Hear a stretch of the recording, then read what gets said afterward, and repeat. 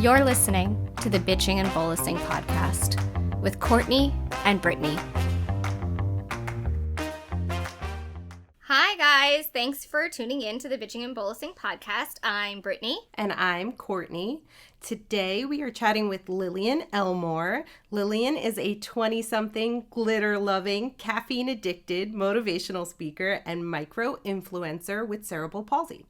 Lillian enjoys using her platform to shift the mindset from pitying disabled people to empowering them and honoring their perspective. Lillian has been a guest speaker at multiple elementary schools where she helps educate and inform young children about disability and diversity. She truly has a positive impact on everyone she meets, and we are so excited to have her here on the show today. Thanks for joining us, Lillian. You just made me turn like a freaking tomato. You probably can't see it, but I am now a tomato, so thank you. Thanks for coming on the show, Lillian, and happy birthday. Thank you. Yes, 21. happy birthday, 21. 21. So excited. Happy birthday, and we're so happy to have you here. And Lillian, do you want to talk to us a little bit? Tell us about yourself. Gosh. Yeah. I'm a 20-something kid originally from Massachusetts, but I go to school in North Carolina at High Point University, which is this teeny tiny school about 15 minutes away from Greensboro, if anyone knows where that is.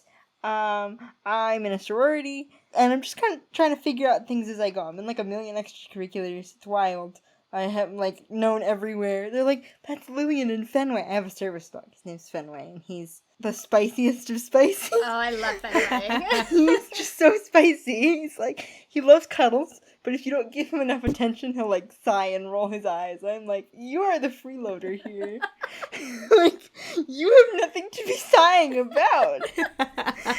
I would love to meet Fenway, by the way. Your college experience sounds just so perfect from the perspective of just doing the college thing. Yeah. How does that feel? Just kind of being out on your own. And let's honestly, I don't necessarily want anybody to in any way do that like inspirational thing where it's like, well, look at Lillian. She's disabled. She goes to college. I've gotten that so much. I'm sure you have, my Sure, dear. yeah. But you're just doing your thing. Like, what is college like, girl?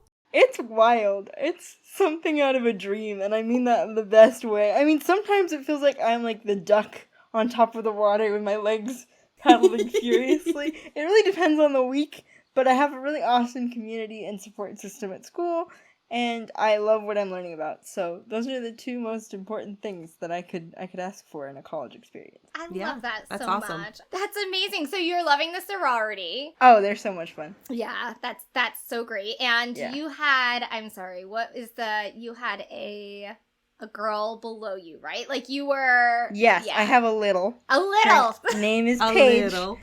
If she's listening to this, hi Paige, I love you.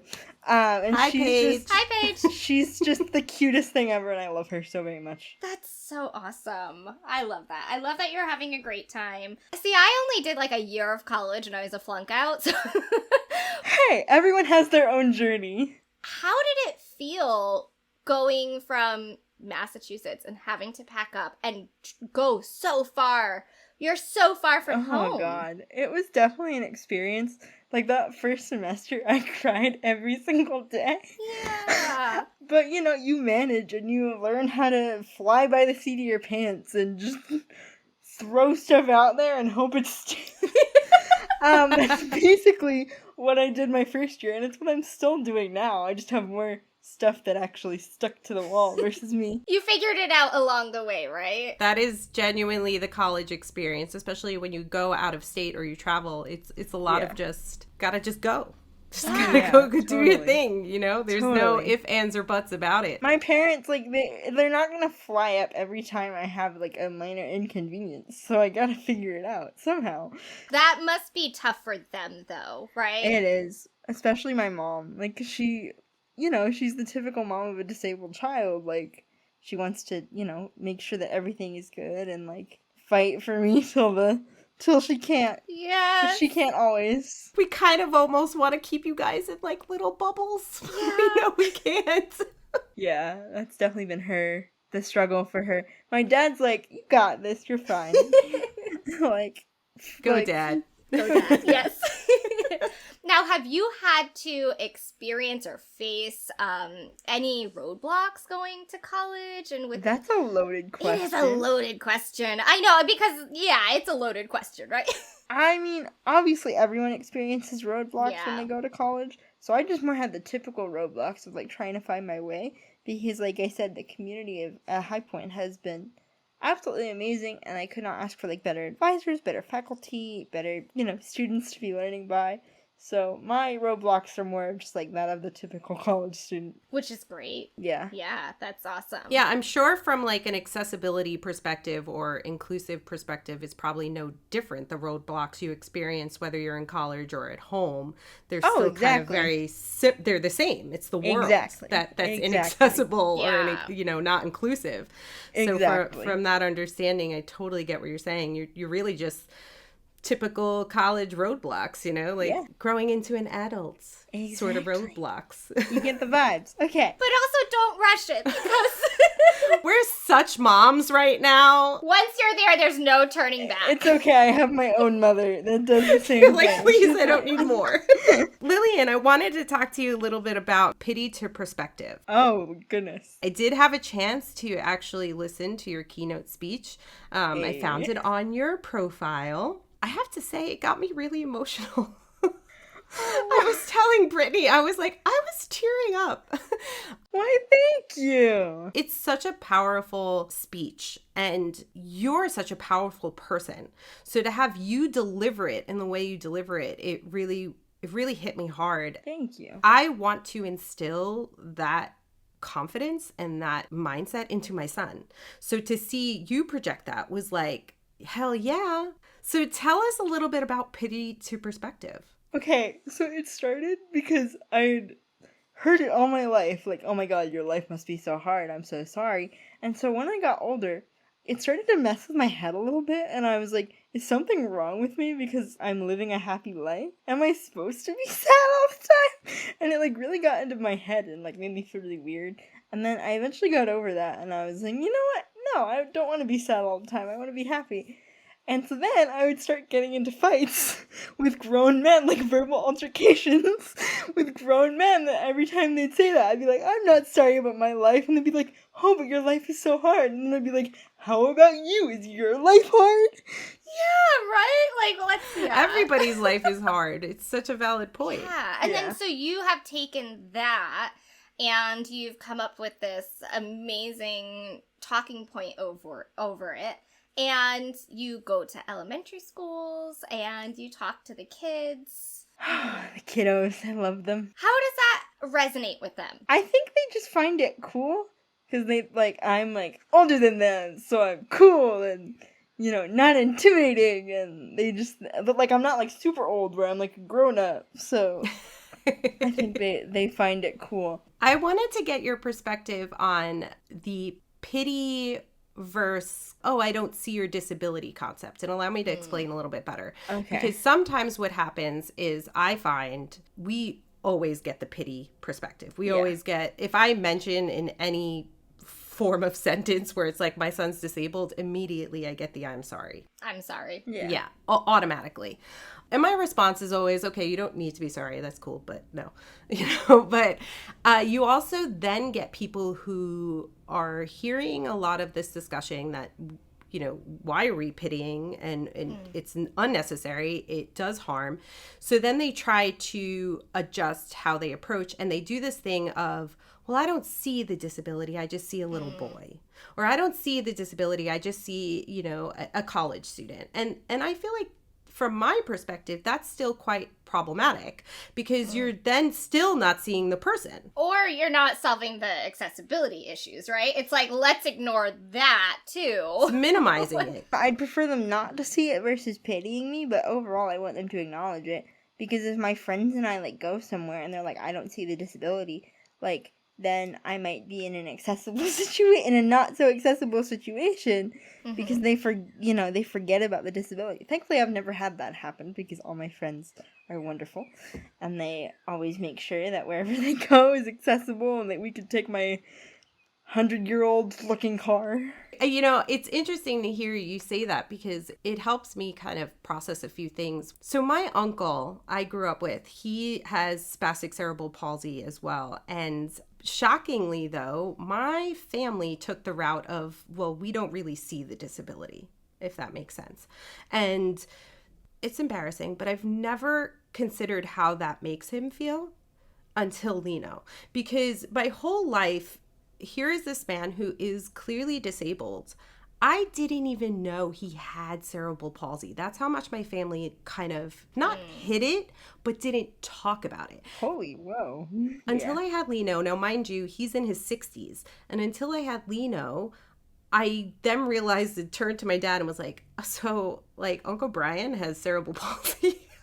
Now, this man has been in my life my whole life. Like, it's something that was really eye-opening. And to hear you say that is very true, that if you don't see the disability, you do wind up in situations where it could be inaccessible.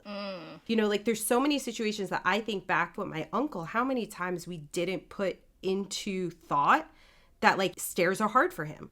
Or, you know, like, all these situations. Yeah, right? See? So I really appreciate your perspective on that. You know, I want to remind people that not seeing the disability could be equally as harming as pitying. Yeah. So I guess the balance would be acknowledging the disability where it counts. So, like, when there's, like, a situation where, you know, you need to acknowledge it, but then other than that, just treat me like everyone else. Yeah, you are who you are. Yeah. Yeah. Yeah, it's always like, I have gotten the comments in the past of people saying that about Cyrus, like, I don't see the disability, and that's fine. Like, you know, from a social media perspective, I guess if I do just post a picture of him, you know, at the zoo or this or that, like, that's okay. But to go through that for everyone all the time when it comes to the accessibility issues, when it comes to the equity issues, it doesn't help anyone. No, it doesn't help. And the disability is how I met Cyrus, so I wouldn't want to take it away from him. Exactly. At all, because it's how I met him, and I would have never met this spicy little nugget. He's so spicy. He really is so spicy. But it's true. I mean, that's so valid, is that without his disability, you guys wouldn't have met, and he wouldn't have met the amazing people that he has in his life right now. Oh, yeah. He wouldn't have lived the experiences that he lived, for better or worse. But I want people to see Cyrus for Cyrus, and I always say it's like, there's Cyrus, and that's him, and then there's the disability. Yeah. It does come into play for accessibility issues and insurance and getting equipment. Oh yeah, that's a nightmare. I wanted to backtrack just a little bit because we were just talking about how not necessarily not seeing the disability, but only kind of seeing it when it applies to see it. And you do these kind of keynote speaking events with children.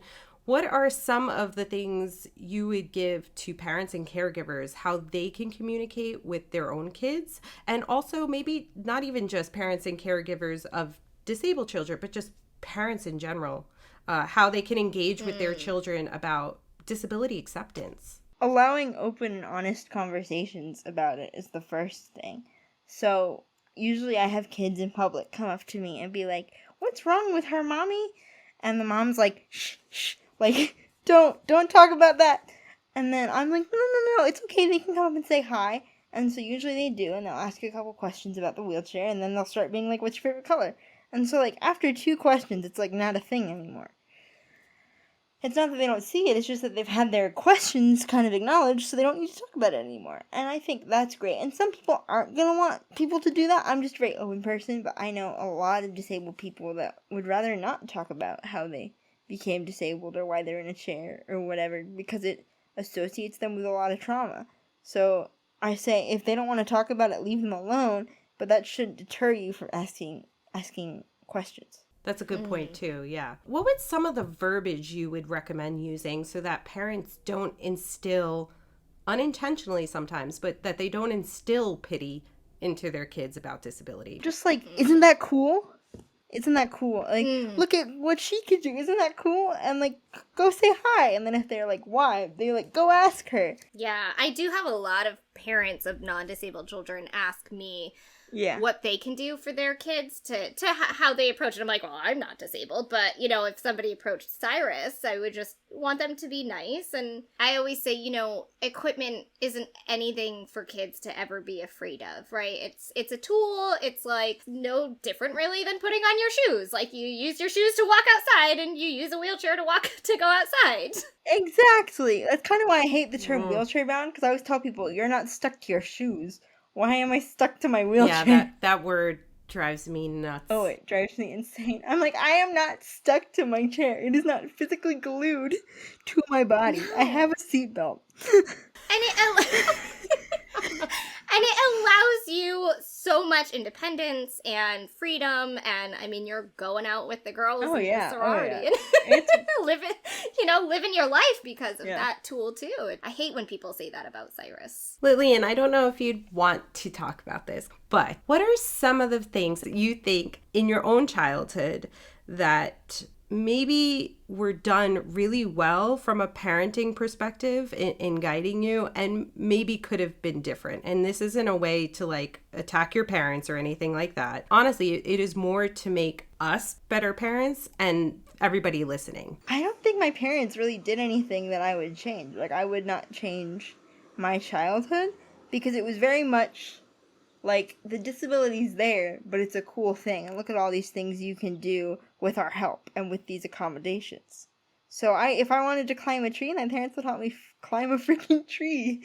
They made sure I could do everything I wanted to do. If I wanted to play tag, we'd modify the game of tag. And it was very just like, okay, if you want to do this, you get to go do this. It was never limiting. Yeah, that makes me feel a little bit better because I feel like that's what I do. But I'm always questioning if I'm doing right by Lino. You know, I always feel this pressure, and I'm always terrified that I am going to, I mean, parents feel this no matter what, but I always feel like I'm going to mess my kids up. You're not messing your kids up. And that's because you're doing things like this. You're listening to disabled voices. You're putting yourself out there, and you're allowing yourself to be vulnerable and to learn. And that's really all we can do in any situation where we're not in that group of people. Anti-racism, for example. I've had to do a lot of learning about anti-racism, and it's scary and it's freaking uncomfortable. But we get there and we learn, and we're happy we learned after we learn. Can I bottle that response up and just like replay it or something like over and over again? As a motivational speaker, I just think you have such a brilliant way of approaching topics and difficult topics. I want you to acknowledge how absolutely fucking awesome that is, because it's really hard. This life is hard. Whether you have a disability or not, life is just hard. How you kind of have a positive attitude affects everything around you. It's just true, right? And it's not easy to be positive, and this is the case with everybody. It's really not easy to be positive, but you just have such a brilliant way of looking at things, and it really is, it's phenomenal. Thank you. I'm gonna bottle up that response. Lillian, I think it's just what Courtney said, but also the way that you speak and the way that you approach other people is so judgment-free. And it's the greatest thing, because the way that you handle this particular topic, you know that these issues exist because you've faced these issues, but you're not judging the people necessarily that have pitied you or anything like that. You're just educating them and saying, there's no need for this. It's not my place to judge them, to be honest. Because if I were to do that, they'd get like, oh, maybe I shouldn't come up to a disabled person at all. Yeah. Or maybe I shouldn't talk to a disabled person at all. Because sometimes they get the stereotype that we're angry disabled people. And I don't want to perpetuate that stereotype because it is so not true. Like, all of my friends that I met that have disabilities are like the most joyous people I've ever met. Even Cyrus is just like this. I don't really know Lino as well as I know Cyrus, so sorry for buttering up Cyrus and not Lino. But even Cyrus is just this joyous, funny, spicy kid. And like, disability or not, that's just who he is. And I don't want people to like close themselves off from that, because that's pretty amazing. Yeah, I always tell people, I always say there's no need to be sad or sorrowful over Cyrus's disability because he is the happiest 4.5-year-old I've ever met in my life. And like, he just loves life so much. And he's just, I mean, he's spicy as hell. Yeah. But and confident and brave. confident. Like he does not doubt his abilities at all. That kid. Oh, no. He's like, hell the no, ego, I'm doing it. And I really do hope that sticks with him his whole life. You know, I hope that he goes through life. And I know Courtney and I touched on this where we're always just really hoping we're doing the best for our kids. But I hope he goes through life loving himself, loving his disability, having this massive ego that he should have, being so proud of who he is, but also, you know, putting people in their place if they have to be put in their place. Yeah.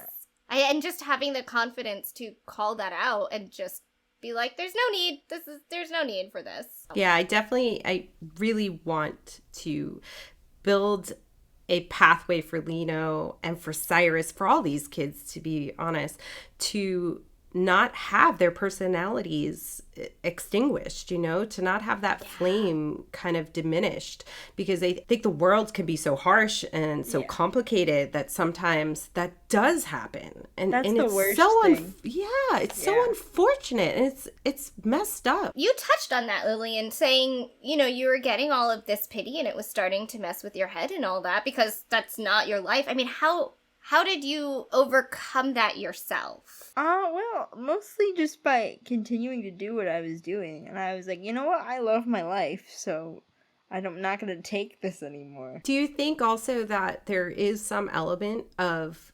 undying and unreserved support from your parents to just be like, Lillian, you want to climb that tree? We're climbing that effing tree. Oh, yeah. Sometimes they'll have to tell me to stop pitying myself because I'll get into, like, this pity party moments because not going to say that, like, this life is all puppies and unicorns and rainbows. They'll be like, get out of bed. We're going to do something fun. And then, like, an hour later, I'll already feel, like, so much better. Or, like, even my friends and caregivers at school, like, will do the same thing. They'll listen to me and they'll be like, I see how you feel, but tomorrow's a new day and you can't be sad tomorrow. You could be sad for the rest of the night, but tomorrow morning's a new day and you're going to go out and kill it. I love that. That's amazing advice for anybody. Yeah, I've met your mom briefly once. I want you guys to have dinner and drinks because you all would get along so well. And I would love that because coming from the parenting side of things, just talking to her would be amazing. What's the age difference between you and your sister? We're a year and a half apart, so No she's way. like 22 and a half. So close to our boys. Yeah. Yeah. Mm-hmm. But what's funny is that I was the younger sibling and she was the older sibling, which is a lot different from both of you. But about the same age. I'm also curious about your parents' perspective from that, because I think it is also a little different to have your first child not have a disability. Obviously, they're very similar, but I think that's a different perspective. To be honest, I've never asked them about it. I'm sure you haven't. It's more of like a mom thought. It's a mom thought. They for treated sure. us pretty equally. I feel like the siblings get a bad rap, like the glass children. Mm. And I'm saying that in quotes because Yeah. that's just what it's called. Not because I'm trying to be sarcastic or whatever. But the siblings get such a, like, a lot of them get screwed over. And my sister, like, I've had honest and open conversations with her about this because I'm always worried that, like, she grew up resenting me. And we've had conversations where she's like, you know what, I love the adventures we've gotten to go on. Like, I don't resent you at all. And I think that's really because my parents made A, like, equal time for the both of us, and B, they made doing CP-related things and taking care of me fun. And so now when my sister has to step up and do the caregiving role, like, she makes it fun. We go out and get burritos. Like, I love a good Burritos are fun. Yeah. you should go to Felipe's in Cambridge if you're ever in Cambridge. Oh. So good. There's another place in Waltham that's right near Napa called Taqueria El Amigo. And during my intensives, I would go there at least once a week to get tacos after my intensives. Ooh, I'm doing that when we go. I wonder what your perspective is on intensives. And I had this interaction on Facebook once. It actually was an interesting interaction because it was a mother of a disabled child, but she herself was also disabled and had cerebral palsy. And it was a comment in a group, cerebral palsy support group that I'm in Facebook. And it was a comment where a parent was like posting a photo of the letter from her child's doctor saying that they don't think a Napa intensive is beneficial to her child. That's so messed up. It is. So from my perspective, immediately, because my own personal experiences, I assume that the provider was being difficult and not helping support the mother and the child. And that's because that's happened to me, where I've had to advocate, even switch providers to get what I know is going to help Lena. So I responded in like kind of very simple words of just like, hey, I'm like, just sorry, like just support for the mother having to have this challenge.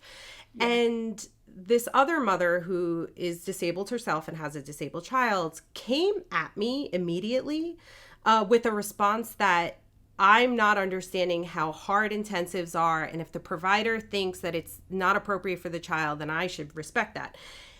And she wasn't wrong from what she was trying to say, but it sparked this thought in me of like, how do you feel about intensives and how do you feel about these kids doing them? And parents do definitely sometimes push these kids when it might not be appropriate. Yeah, there are some kids that do like 10 a year. This is loaded.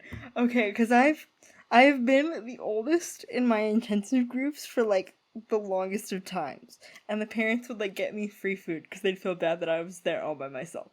It's great. It was a vibe with all the screaming kids and like everyone sneezing and coughing because everyone somehow gets sick during intensives, and then Lillian's just like so they'd always give me like gifts and free food. So love that they would do that. They were great. But for me, it's really about knowing your kid and knowing that your kid is the only person that can tell you what benchmarks they're going to reach. Mm-hmm. I would say try an intensive first and then like wait a year if it just doesn't seem to work, because it doesn't work for everybody. Some kids can't deal with that kind of intensity. Like even for me, intensives are hard emotionally because for me, at least this is my experience. I don't know if this is Lino and Cyrus's experience, but I hope it's kind of similar. My body is telling me whatever position they're putting me in is wrong. So it is trying to fight me to get back to the positions that it knows. It is trying to fight me to not be in those positions, to not do the exercises, and that is exhausting. Because when you're trying to tell, like, no, this is right, you're basically trying to reteach your body how to do everything that it was already supposed to know. And so it can be mentally taxing. I did 2 intensives somehow back to back, one after the other, and I don't agree on doing that because there was an insurance mix-up. I would never do back-to-back intensives ever again because that was crazy. Yeah. Every time I got into the neurosuit, I would throw like the biggest tantrum. And I'm like a teenager at this point. Like 17-year-olds should not be throwing tantrums, but the neurosuit was just my least favorite part. So I'd just be like, I cannot move and I don't want to do this. But I'd do it anyway because mentally I'd be like, I don't want to stay in this dumb suit forever. So I just push through and do the exercises and then be like, thank goodness I got out of it. It is so exhausting. Cyrus is always just so burnt out from it. And this is another interesting question that I want to ask you is that I'm sure you've done therapy your whole entire life. And was there a shift from when you're really little, like Cyrus's age, right? You have to do therapy out of necessity. I mean, therapy is out of necessity your whole life, right? Because it creates confidence, comfort, you know, stretching, things like that. But was there ever a shift where it was this forced activity? When I got to college, that was when the shift happened. When I got to college, I was like, you know what? I don't really want to do, like, intense therapy. I'll do a little bit of stretching, but I don't really want to go to see a new person weekly. Like, there's just no point, because they're just going to give me the same exercises that I already know how to do, so why bother? And people always were like, but don't you want to go back to therapy? And it's like, yeah, like, maybe it's someday, but right now I just want to be a young adult and enjoy being a college student and not being a college student with cerebral palsy, because that was my life for so long, being this person with so many other things and cerebral palsy, and I'd push everything else aside to make room for intensives and therapies and this and that and this and that, and I was just like, I don't want to have to do that in school. I want to be involved in a sorority. Like, I want to have all these extracurriculars. I want to be able to have the schedule to go out with friends whenever I want. And so I said, you know what, I'm just going to keep my therapy regimen a lot more low-key. And I'm sure you know your body, too. And when you're going to have to start, therapy again and all that. Yeah. And do you think it's important for parents to encourage their kids to do activities in therapy for themselves? Like, for instance, with Cyrus, there are certain things he'll have to do because of, mobility and all that. Yeah. But I want Cyrus to do what he wants to do for himself. Not for me, not for his father. That's a big question. It's a big question because part of me is like, I don't want Cyrus to feel like what he does isn't good enough. He's going to have a whole life of forced activity. I want him to do what he wants to do for him, not to necessarily make me proud. I mean, if the pride for me is the result of that, then I'm proud of him for everything he does. That's a difficult question because there's so much involved. Sorry. But I think just telling Cyrus, like, why he needs to do the therapy and how it helps him when he gets a little older, and, like, telling him that if he wants to take a break from therapy, like, allowing him to set those boundaries early on so that therapy doesn't feel like a forced activity. It's a really thin line. I've started transitioning with that when he had an intensive in November. We started seeing some behavioral stuff coming out from that intensive, and it kind of clicked in me, and I was like, he's getting therapy burnout. Yeah. And it was translating a lot to school. So they were pulling him out, obviously, for one-on-one OTPT speech. And I was like, I think he just wants to be a kid. His nurse was saying he was kind of not participating in therapy when he was getting pulled out. And I was like, yeah, because he's leaving his friends. Yeah, exactly. I wouldn't either. Like, he wants to hang out with his friends, and he wants to do circle time and centers. Like, I don't blame the kid. And so I had to, during his IEP meeting, I was like, listen, half of speech I want him pulled out for because there's a lot of distractions with that, and that's understandable. I was like, but all of his other services, transition it to inside the classroom. Help him in his gait trainer, help him in his stander, help him do all of this with his friends. Yeah, my OT was great in that she'd allow me to have friends come to our OT sessions. So it was never like, Lillian's by herself. My elementary school OT was great about doing that. And so I never felt therapy burnout until I did those 2 back-to-back intensives, and I was like, holy moly. That's a lot. The segregation at school is so frustrating, not just in terms of therapy, but it really is frustrating because segregation is not equality. And I think they tend to forget this, that they just kids. It bothers me. Yeah, and they just want to be doing kid things at school.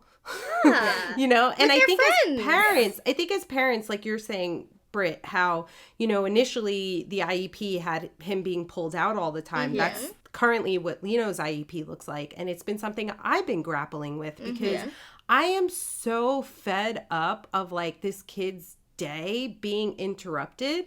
And I hear back from his school nurse who's with him obviously every second of the day when he's there, and she's like, they pull him out for PT, and he's like, immediately. That was Cyrus. He's like, why? It gets easier in middle school and high school because they have designated times where you don't need to be physically pulled away from something. And in elementary school I didn't really have that as much of a problem as much because my parents fought for, like, Lillian to do everything with her friends. And which is, like, kind of, ahead of their... No, I'm not going to say ahead of their time. But, yeah, a little bit ahead of their time. So to hear now that kids in 2023 are still being segregated from their friends just... Oh, it drives me crazy. Yeah. It's so frustrating. And in our case, Lena was fully segregated outside of public school. His public school, his district immediately was like, no... We're going to send him here. Oh, I have so many words. Yes, it is very aggravating. And I have this conversation a lot with Brittany because I lean on Brittany for advice as to whether I should fight and advocate for him to go to public school. But there's this constant fear because if the school district already feels like they can't handle him, what is that really saying? Yeah. But then change doesn't occur if you don't fight back and advocate. So it's like this, I think it really depends on the district. So I think finding a district that is a little more willing to figure out those accommodations might be a good choice. Because I think from what you've been saying that your current district just doesn't even want to try. Oh, they didn't try at all. Like, Exactly. they did his assessment, quote unquote, and they were just like, oh yeah, we think Lino would be better suited at a specialized school. Yeah, so I think finding a district that's willing to think outside the box and really, like, not bend the rules, but, you know, make exceptions and make the proper accommodations is what's going to be important if you want him to go to a public school. I want him to have, and I always say this because I really hate the word, but I want him to have a normal childhood at school as much as possible. No, and that makes complete sense. And I feel like with the way that he is currently, and despite him being pulled out for his therapies during class, he's already segregated. He's not interacting with any kids that are not disabled. Yeah. You know, he's already in a situation where I feel like he's being isolated, and that is segregation is not equality. Yeah, no. It's not. And I think it's really about finding somebody that agrees with you and finding a district that is willing to compromise, because clearly your district is not willing to compromise. Yeah, that was my thing, is that when we were starting the transition, we were told while Cyrus was still in early intervention that the district we're in generally doesn't take kids with the scope of Cyrus's disability. So we were expecting them to, like, you know, transfer him out. They came to us with such open arms, and they were like, we're going to try to do whatever we can for him, and we're going to meet That's the kind of needs. district you need. Yes. I grappled a lot with the public school and sending Cyrus to a specialized school, right? Because I do know Cyrus, there's one other disabled kid in his class, but like, there, you know, there's not a lot within the school itself. We're a very small community. We're kind of out in the woods, so... And so I grappled a lot with that, but I sat back and I kind of just came to the conclusion that I want Cyrus to go to a school that wants Cyrus. Yeah. And it's not to say it's been easy peasy lemon squeezy. No, it definitely hasn't. And I know friends that have gone to those, you know, schools for people with disabilities and have thrived and have absolutely loved it. But for me, I'm just not the person that would want to do that. And I think that at least an experience with public school would be good. Because if you don't like it, you can always switch it back. Like, there's no one telling you could. That's what most of my friends who went to schools for disabled people did. They tried public school, didn't like it, went to the disabled person school. But I think at least finding a public school to give him a chance to figure that out if it's the best decision for him would be a good idea. I think that's a good point. It's really good for the non-disabled kids, too. I mean, there's such this, like, love around Cyrus. It just radiates that all of his classmates are like, oh, and now, like, they're, you know, exposed to kids like Cyrus. Exactly. And that's kind of why I do part of what I do, because a lot of the schools I go to have disabled children in them. And so when they see me and they're like, she's cool, so Betty must be cool because Betty's also disabled. And I'm going to go talk to Betty.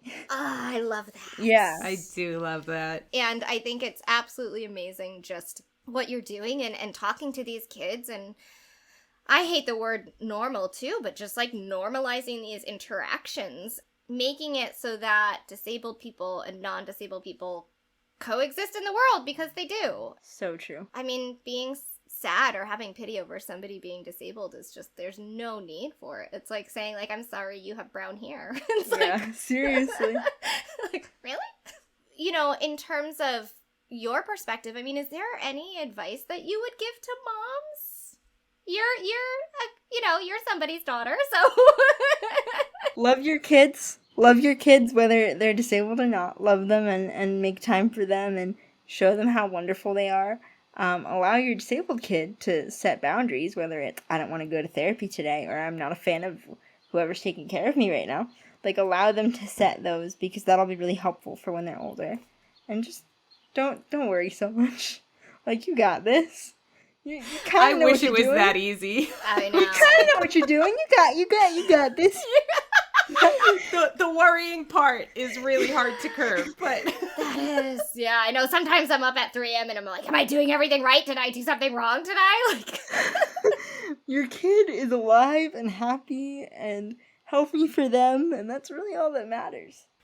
We just need to be moms. We need to just be parents. We need to be moms. We need to be dads. Amen. And we need to be, we need to be supportive, not social media loving. Gurus, not therapists, not whatever. Just Lino's mom or Cyrus's mom. Just good goddamn parents. Yeah, I do find if I ever hyper-focus, and I don't do this anymore, but certainly when Cyrus was first born, and there were a lot of uncertains, but when I hyper-focused on his disability and his medical complexities, I was not as good of a mom as I am just being like, it's just my kid.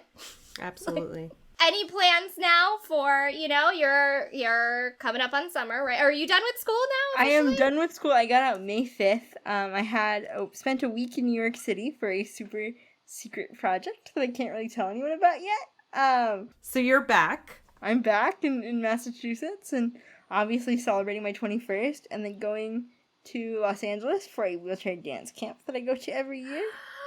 Nice. So we'll just be heading to that and then heading back to school, honestly. There's not much going on for me.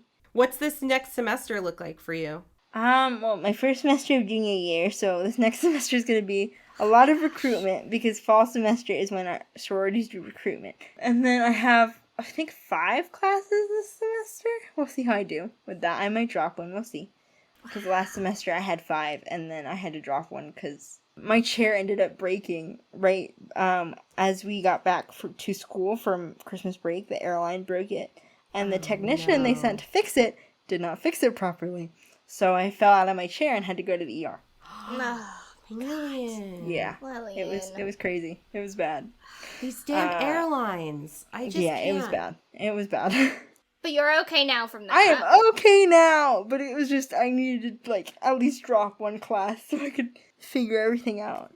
I was obviously uncomfortable and I was calling the wheelchair repair company being like, you done messed up and trying to get them to fix it, and they were like, we can't get a tech till next week, and I was like, then you gotta get me a rental, and they were like, we can't get a rental for another 2 weeks, and it was just wild, and there was just so much drama attached to it, and I was like, this is not how I wanted this semester to go.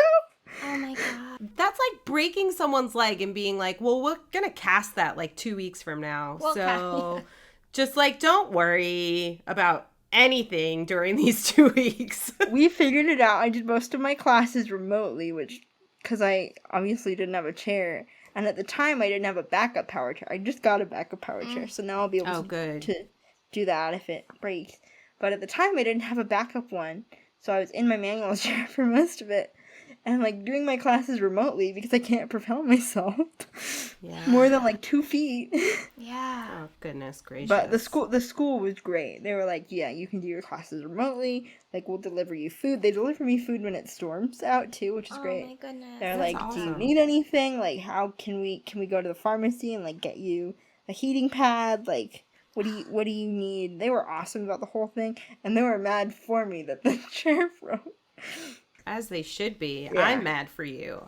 I'm honestly flabbergasted. I don't even know. It was wild.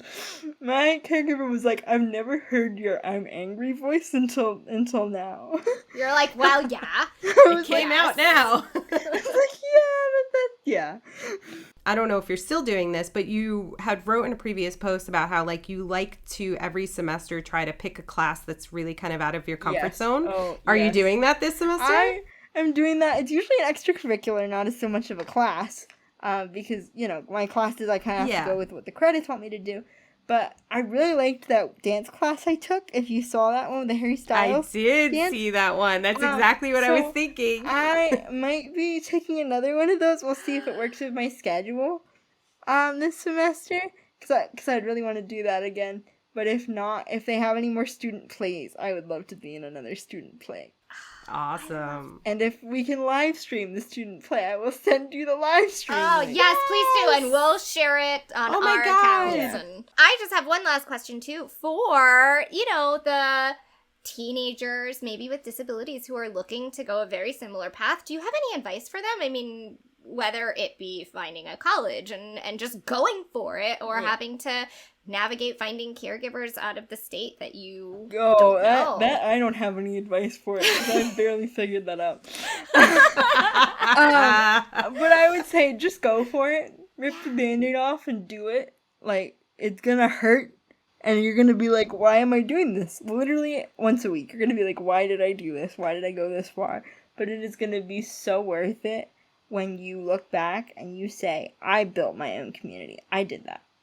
And that's pretty cool. That's awesome Amazing. advice. Thank you. That was awesome advice. Yeah. Life can be intimidating sometimes. So, Yeah.